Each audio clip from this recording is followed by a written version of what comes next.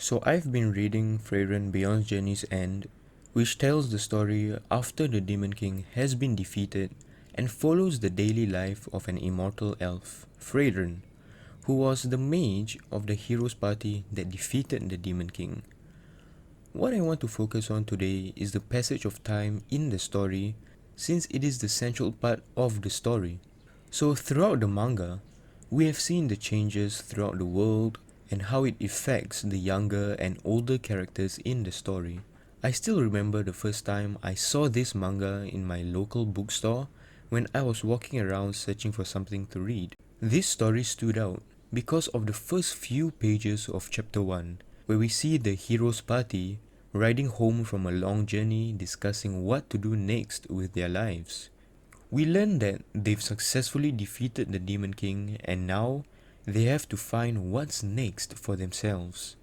From the very beginning, we understand that the story goes beyond fighting the big bad and shows that time will continue passing despite what anyone has achieved. Achievements from the past or present will eventually fade and be forgotten, where some of them might even turn into legends or myth. This is also where we find out that looking for what to do next isn't something that our main character, Frieren, is concerned with. So even from the first page, we are shown the contrast between mortality and immortality.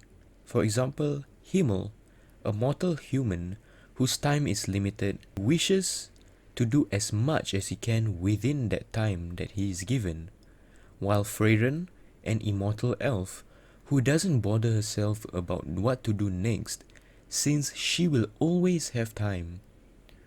The hero's party spent 10 years journeying together, but in the eyes of an elf like Frieren, who has lived for at least a few millennium, felt like it was a short period of time.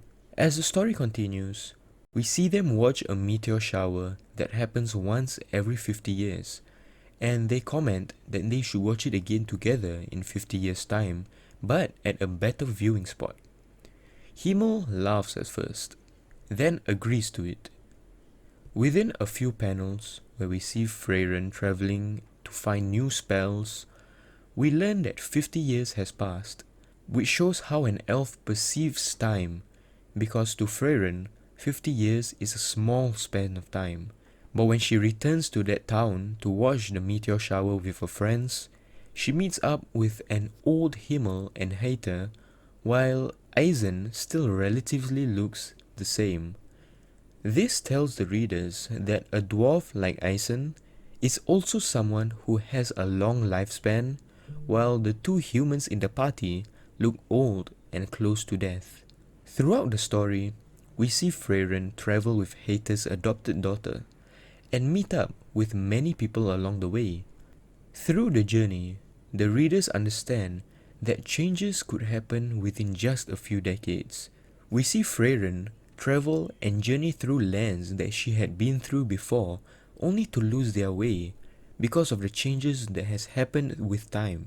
Like for example, when she expected to see a village nearby, but when she arrives at that location, they realize that it has already been abandoned and there's no sign of life. Small things like this shows that the passage of time can change so many things. They even come across another elf who no one remembers. The elf seems to be much older than Frieren, and throughout the story, we learn that he used to be someone who was part of a group that achieved something equivalent to what the hero's party has done. But in the present day, no one even remembers him, not even Frieren, who has lived for at least a millennium. He even calls her young at one point, which means that he must be much older. And the reason why he called her young is because she doesn't believe in the goddess. And I guess the longer you live, the more you will be able to understand that the goddess is real. Even the fighting styles and combat strategies evolve over time and change the way people fight and overcome insurmountable odds. Just like in one of the most recent battles, where they were up against a demon named Marked, one of the Sage of Destruction that worked for the Demon King in the past. This demon had the power to turn anything into gold, which led to the creation of El Dorado, the kingdom made of gold. For a long time, Marked is considered to be unbeatable because no one is able to undo the gold magic and only Marked is able to undo it. But of course, why would he? But fortunately, he failed to remember that long ago in the past, he once faced against Frieren, who had her arm turned to gold, but managed to escape. This allowed her to spend hundreds of years to analyze and find a way to undo the gold magic, which led to Mark's defeat. Frieren Beyond Journey's End is a really heartwarming series and focuses deeply on the characters and their interactions with the passage of time and the changes in society and the environment.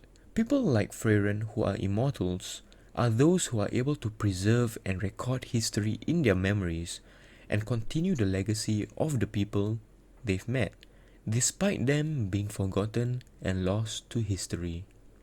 So that is all for today. Thank you for spending your time listening to me rambling on. Please subscribe and leave a like.